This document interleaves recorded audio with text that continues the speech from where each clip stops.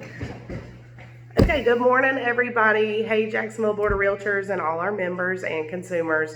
I'm here with Gary Kennedy today, a local land surveyor, and we wanted to ask him some questions about elevation certificates and surveys and different expenses and why people would need to get one and who might benefit from one. Thanks for taking the time today, Gary, to answer some questions and provide some education for consumers and realtors out there in our area. Sure, thank you for inviting me. Yeah, definitely. So first thing is we know that the preliminary flood maps for Onslow County actually go into effect June 19th here in just a few short weeks. This is going to be for most of Onslow County with the exception of a portion of the city of Jacksonville who's still working on tweaking a couple of their maps. So can you tell our folks out there what exactly an elevation certificate is? Well, elevation certificate is a tool used by the insurance companies to assess flood insurance rates, and they're required if it's in a AE zone or VE zone. It's a shaded X zone. We used to call them. You don't have to have flood insurance, or an X zone. They're considered outside of the 500 or the 100-year flood plain. But bottom line, so you can get flood insurance. Right. So just to expand on that a little bit, there are a lot of areas of the county that are going into that shaded X zone that might not be required to get flood insurance. But I've personally experienced that there have been a couple lenders out there who would still like to have an elevation certificate to verify that the structure is high enough that the lenders might feel a little bit more comfortable about that. Is that right? Yeah, but also just my personal opinion on that, if you're close enough that you're in a shaded X zone, I think you should consider getting flood insurance. It's super cheap compared to what a lot of folks don't know is if you are flooded and you don't have flood insurance, particularly, your insurance is not going to cover it. So I would get flood insurance. I would encourage my buyers, if they're that close, or even if there's a stream nearby, I would encourage them to get flood insurance on their property every time. Okay. Who all will benefit from getting an elevation certificate sooner rather than later, especially before these new maps go into effect? Well, as we just talked about, if you're close to a flooding source, you would need to get flood insurance, even if you're not considered in a flood hazard zone. I don't know if there's any need to rush to get elevation certificate at this point, just because the new maps are changing. I can't think of really any benefit to run do that today. Okay. As opposed to waiting after the 19th at this point in time. Okay. So let's switch into surveys. I know that there are a lot of different types of surveys, and oftentimes we don't know, especially as realtors or consumers, when we call to say, hey, I need a survey. But how many different kinds of surveys actually are there? Well, there's many kinds of surveys. The most of what we do is what we call physical surveys, which is like an as-built survey of a property. It's all the lot corners and everything that's located above ground that we can see. Your house, your fence, your driveways, water meter, septic tank if we can see it.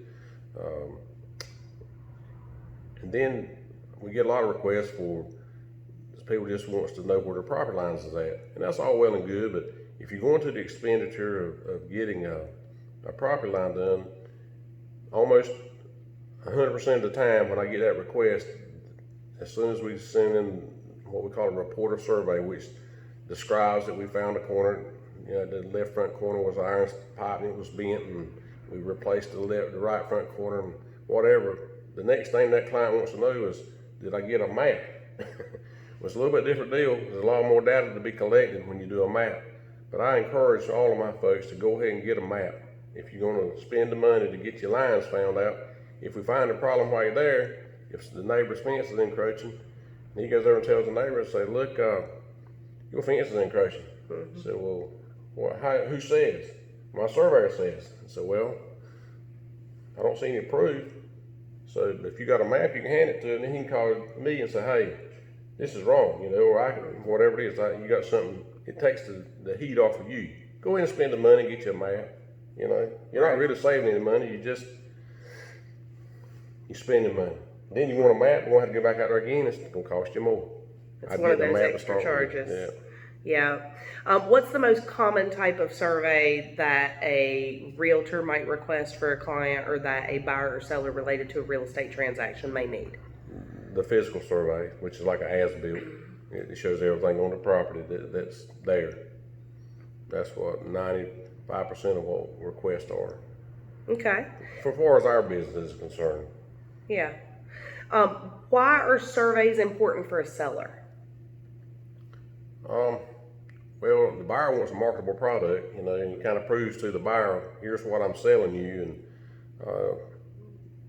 there's always been that question, who should pay for it, the buyer or the seller? And I think it's whoever's the most motivated. If the seller is really wanting to get rid of it, that sweetens the pot a little bit. The buyer, the seller don't really want to sell it.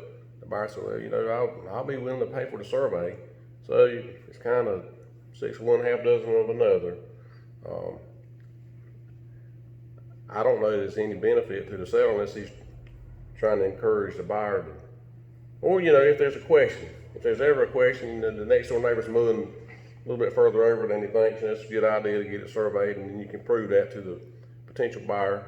But there again, it kind of sweetens the pot for the buyer, is what it amounts to, I think. But it's a tool. Yeah. It's a tool. It's a tool for protection for everybody's part. Right. Well, and I've run into the situation, especially when dealing with land pieces, where especially if it's been in the same family for generations, it started out as 200 acres, then they sold 50 off to this cousin or 25 off to this person. And so I've ran into the problem where the legal description is no longer accurate for the tract. Oh, yeah. So we've been forced in some instances in the transaction to have a survey done to actually get a new legal description. Is that right? Oh yeah, and also I caution you too, when there's a lot of family involved and family living around, it really doesn't matter too much where the boundary lines are, and especially if there's a farming operation going on next door or a garden spot or whatever, the lines will crawl back and forth. And if there was a legal description that had been created at some point in time, when somebody sells and a new buyer comes in there, he wants to know where his piece of the world's at, and it may not look like what they thought they had sold. Right. And that does become an issue sometimes. But a good legal description is always important. We see it a lot where families pass stuff down, and it's been done a long time ago, and back in them days they didn't have to have a real good legal description.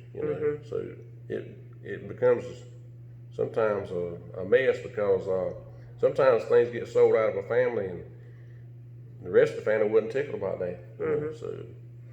Well, and that goes back to, in those types of instances, it may be more appropriate for that seller to pay for that survey to prove what they're selling. Good point. Right? For good marketable title. That's exactly right. Okay, so why would they be important, excuse me, for a buyer? Well, the buyer, if the seller's not willing to do that, certainly the buyer needs to protect what he's buying and know what he's getting.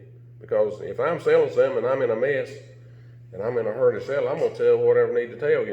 Might be the mindset to get that buyer to buy. Many times you'll see what looks like the property lines is not really where the property lines are. Just because a builder put a swale down there and grassed up to it doesn't mean that's the property line. We see that a lot. Especially when it's a subdivision situation where lots behind it are staggered a little bit. And if that landscaper goes out there and he finds 2 corners, he thinks that's it, he landscapes it, it don't get surveyed, you got a problem then. So the buyer, if the seller's not going to provide a survey, I'd want one myself, even though I'm a surveyor. I'd want to know what I'm buying. Right. Who's going to better protect you than you? Right. You got to look out for yourself. So plus, he's got something down. When he gets ready to sell it, he can hand it to you, the realtor, and say, here's what I'm selling. If there's any changes been made, that's on him. But at least that realtor's got an idea of what was there when he bought it 3 years ago or 5 or whatever it was. And they need a survey done. Yeah. Not just because I'm a surveyor, but Lord, if you deal in land transactions, y'all know. Yeah. You need a survey. Well, and if you're selling a piece of land, or if you're purchasing a piece of land as a buyer and you plan to build on it, you're going to need a survey at some point for your building permits and all those other things. Exactly right. So that might be a motivation for a buyer to pay for that survey rather than the That's seller. right.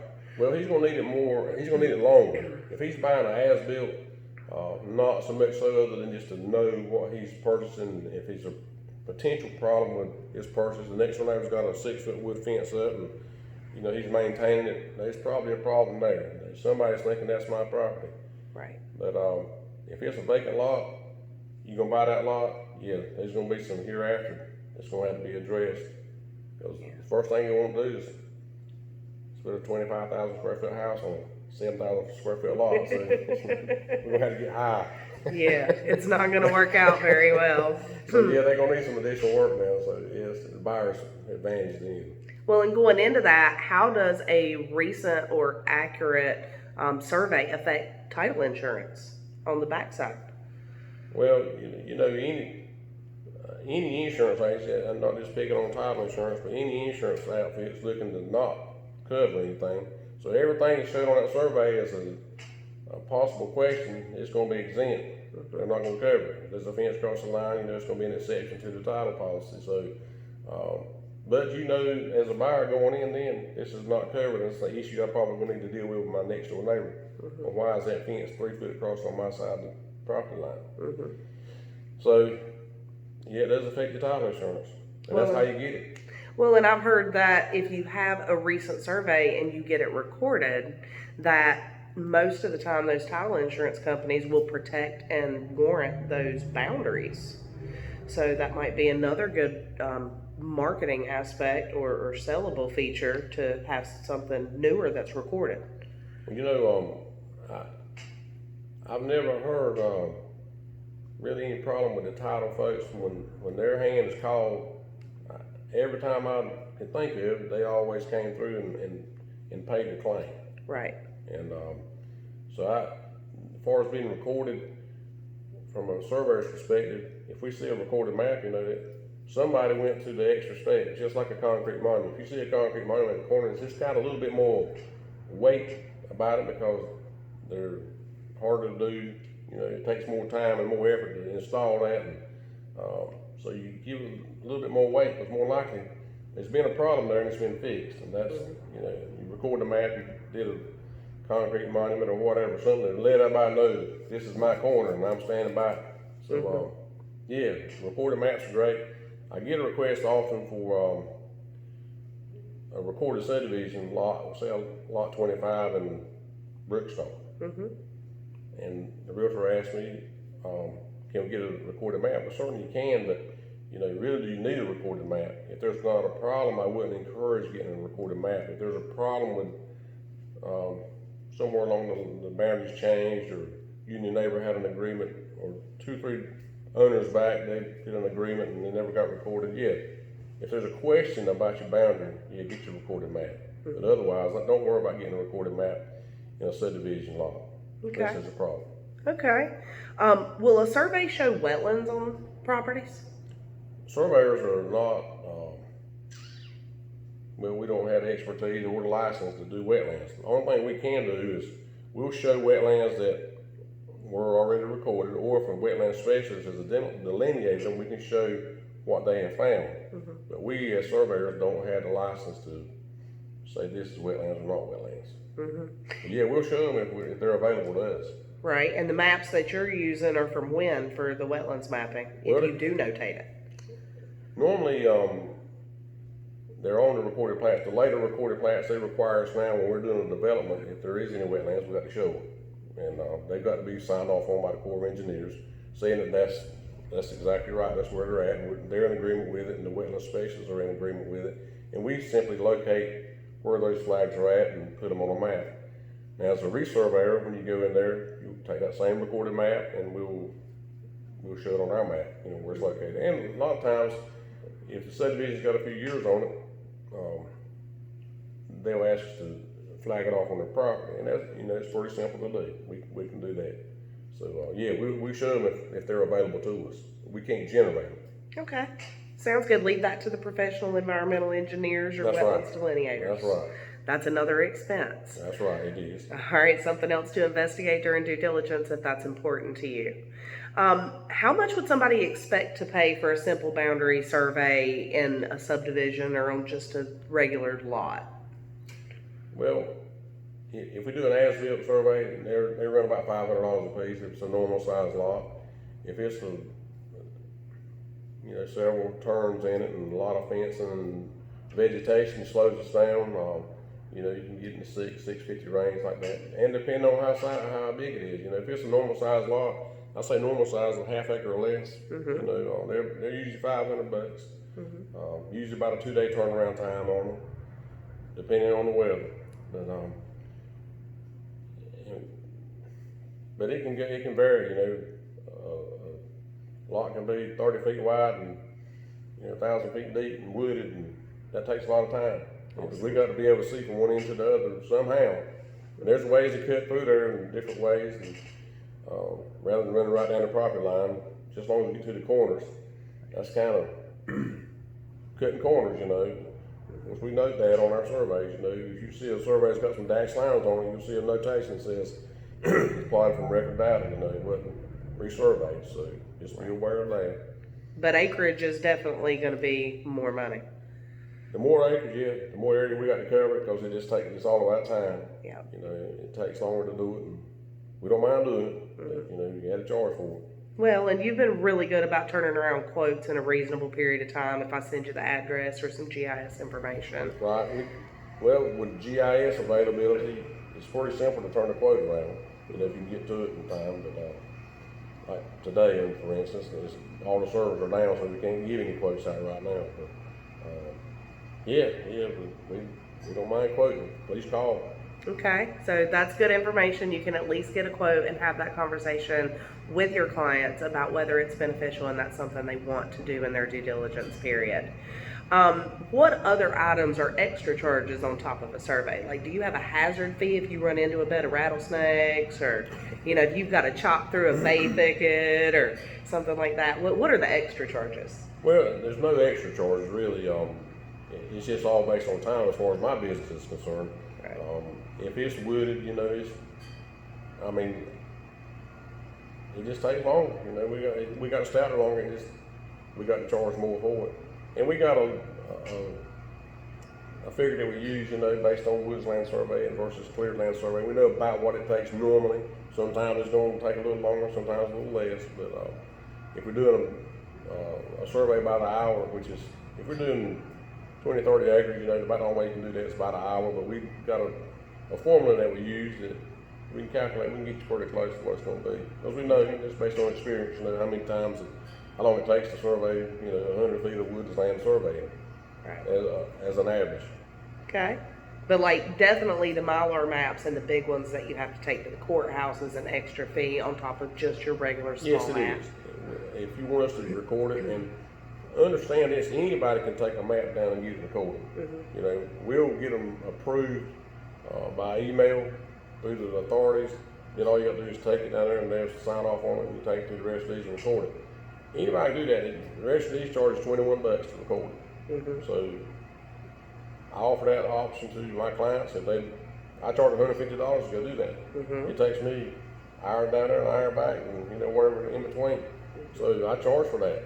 But you can save $150, or you can save $130. Yeah. Because they're gonna still charge you $21 to record. Right. But that's a nice gesture for a realtor to do, or the client. You can hand it to the client and say, hey, that's what I do. I got a little piece of paper that tells them exactly what to do. Here it is. If you want me to do it, I'll be glad to. If you want to do it, save yourself $130. There it is. And most of them record it themselves. And it's good. They get to see that process, and they get to see those folks that's handling and giving them the rules. So they get to go find the register of deeds. That's right. And know where it is. And go to the planning department and go to the GIS. They get to see those services that the county offers, to them as a taxpayer. They kind of see what's going on.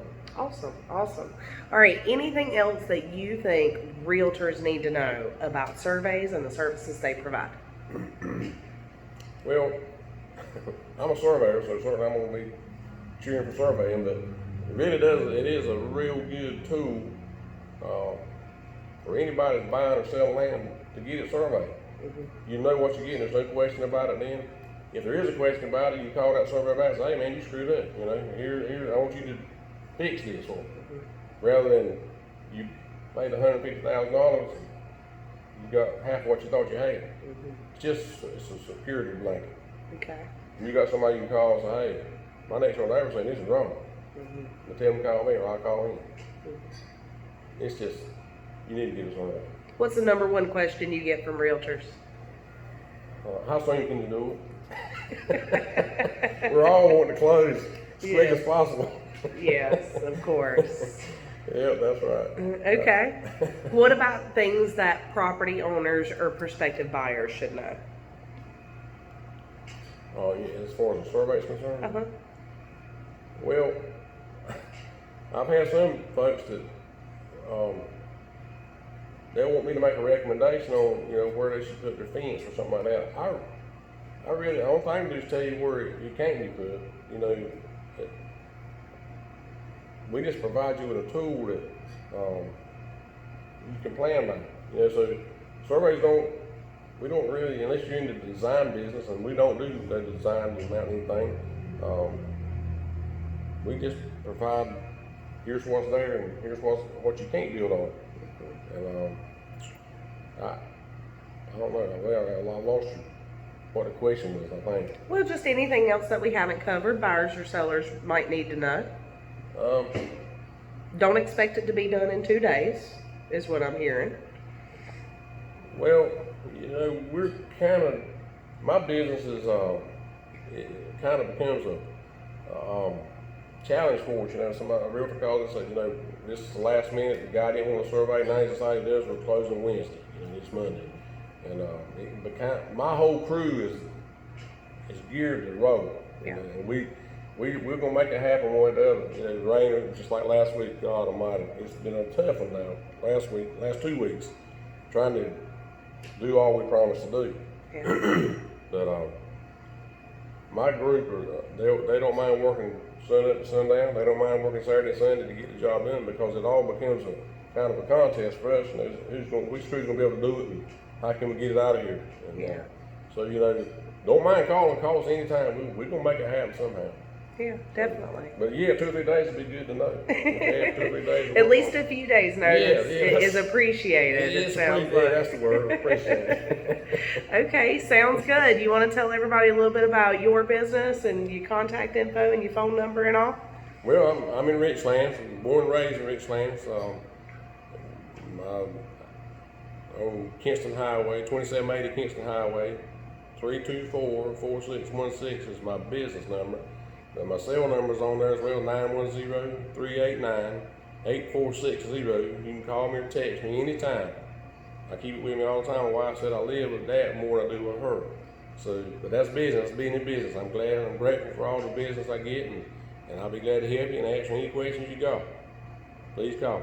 Awesome. Thank you so much for your time this morning, Appreciate Gary. We appreciate us helping us educate everybody. Yeah, maybe I've helped a little bit. All right, y'all. Thanks so much. If you have any questions, leave it in the comments box. Get up with the Board of Realtors. Call me. Call Gary. He was nice enough to give you his cell phone number. So thanks again. Have a great day. Thank you.